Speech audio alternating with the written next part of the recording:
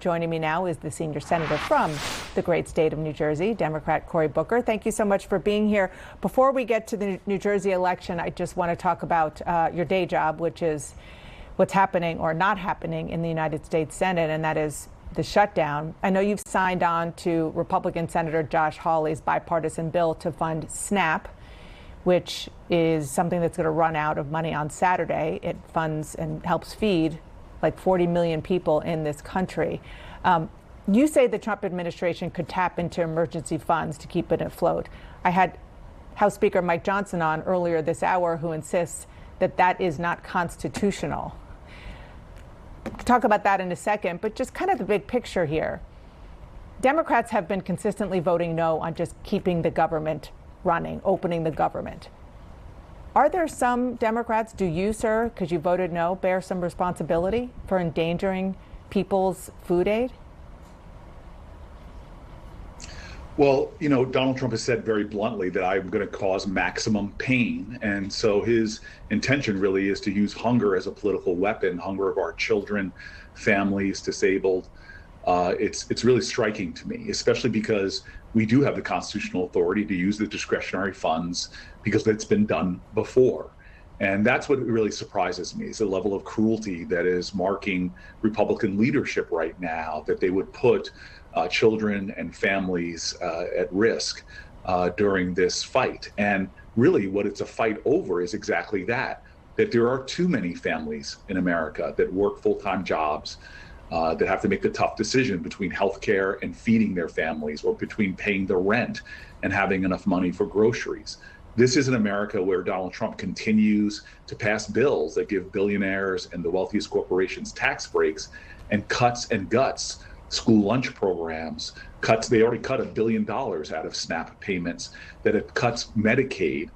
And so I don't understand this level of cruelty from the Republican Party right now, especially because when I talk to New Jerseyans, and I've been meeting with people from hospital boards to people who run our food banks, many of them Republicans actually, who can't understand why we as a country would cause this much intentional pain to about half of our country that are struggling right now to make it.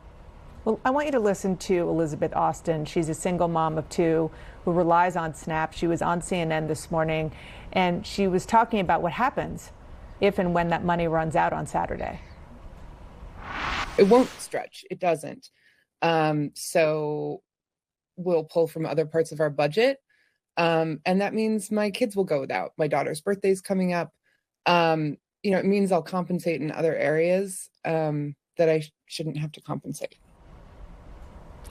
So you say that Republicans are being cruel, but it's also true that you just have to vote yes, and 4 other Democratic senators have to vote yes, and the government will be reopened. And Elizabeth and 800,000 constituents of yours in New Jersey will, at least in the short term, not go without food. Well, you see the choice that the Republicans are trying to force here. Choose between New Jersey's health insurance and health coverage, or feeding New Jerseyans. This is a cruel choice that they're trying to make. We're saying that the richest country in the planet Earth has the ability to do both, to lower people's healthcare costs and to give people the resources they need to eat. This is very personal to me. As you know, I'm the only United States senator that lives in an inner city area where the majority of my community, they're working families, but we don't mistake wealth with worth, but we're about at the poverty line in my community where I live. I see families that every day work hard and play by the rules and are getting screwed by a rigged economy. And that is of the Republicans' making. Since Donald Trump has been in office, their grocery prices have gone up, their energy prices have gone up, their healthcare costs have gone up. And what we're simply saying is this is one of those moments where the majority of Americans, they're Republicans or independents or Democrats, the majority of Americans are hurting right now under Donald Trump's economy. And I'm not giving my vote away to just see more of them plunged into further pain. People are about to get the sticker shock. November 1st, most Americans will now know that their health insurance will rise astronomically. And as a result of that, millions will lose health insurance. And what that means is I've talked to families in New Jersey. I talked to a dad of a special needs daughter, who said him and his wife are going to have to give up their health insurance to keep their child covered. These are real stories of real people. And so don't tell me we as the United States of America have to choose between feeding families and giving families health insurance. We can do both. The Republicans have shown their ability to come up with tens of billions of dollars to give tax breaks to corporations and to the wealthiest. It's about time we started investing in American families. I want to ask you about the governor's race in New Jersey. It is a blue state. President Trump is historically unpopular right now, but polls in the Garden State show that it's pretty close. Republican Jack Ciattarelli could win. Why do you think it's been so difficult for Mikey Sherrill in this race? Well, again, Mikey is extraordinary. She's a veteran, a helicopter pilot in the armed forces. She's a former U.S. attorney, one of the more capable people I've ever seen. But she said from the very beginning, I'm going to have to run through the tape. We're going to have to work very, very hard. What's astonishing to me in New Jersey, where so many people are hurting right now, is that Ciattarelli has said, the Republican candidate has said, I'm 100% MAGA. I'm with Donald Trump. Well, I'll tell you, Mikey Sherrill's with the people of New Jersey and fighting back against what Donald Trump is doing to our state, from sacrificing tens of thousands of jobs by canceling infrastructure projects or jacking up our healthcare costs.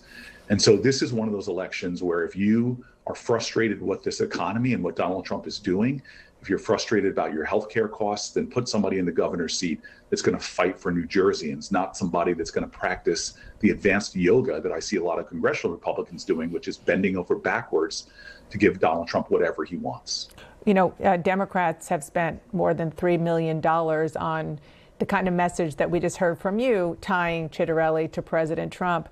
The Democratic mayor of Paterson, who's backing Sherrill, told my colleague Jeff Zeleny that people, quite frankly, may have voters' remorse. We're banking on that voters' remorse. Is there too much of a reliance, do you think, on the anti-Trump sentiment to push Mikey Sherrill through the tape, as you put it? I don't think so. I think that right now I see this with Phil Murphy, our current governor, that as the federal government cuts and guts programs from the Department of Education to Health and Human Services, we have a governor right now in New Jersey that's compassionate, stepping up and saying, you know what, we need to fight to fill the gaps. We need to push really hard against this president. We need to speak out against the extrajudicial things that he's doing, coming out of unmarked cars and masked agents running into New Jersey churches, running into New Jersey schools, running into New Jersey hospitals, and arresting often American citizens. That this is a state that's going to push back against those things that aren't right. We'll partner with the president where he's doing things to lower people's costs or make us safer. But if he is attacking New Jersey values, Jersey is going to push back.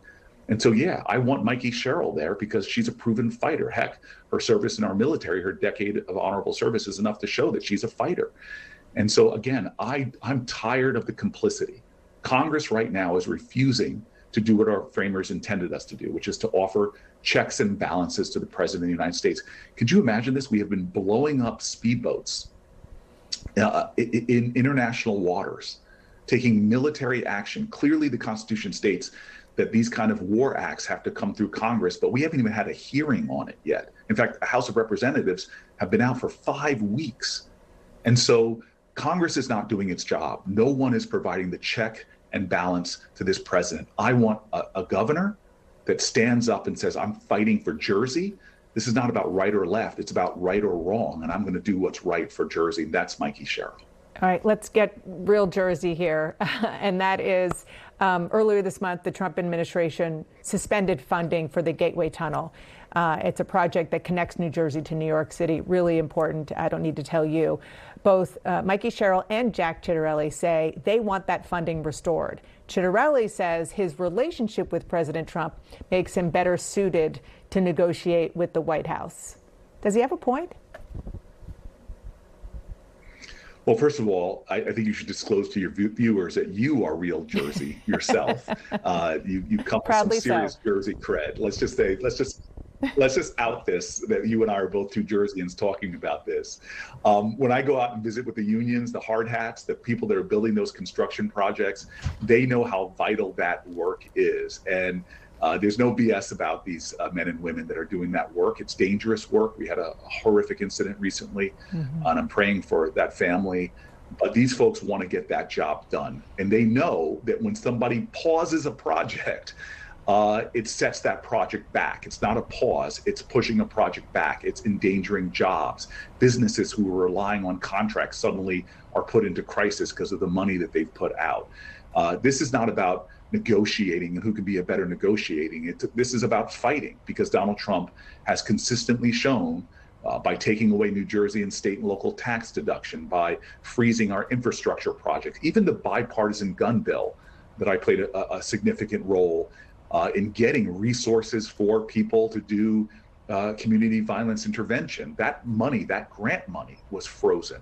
So I'm sorry, somebody that praises Donald Trump, who says I'm 100% MAGA, who says I stand by the president, is ill-fitted to actually fight and negotiate for New Jersey. He is complicit in the pain that New Jerseyans are experiencing right now. I want a fighter. That's why I'm fighting for Mikey Sherrill and hoping people will go out and vote. Senator Cory Booker from the great state of New Jersey, thank you so much for being here. Appreciate it.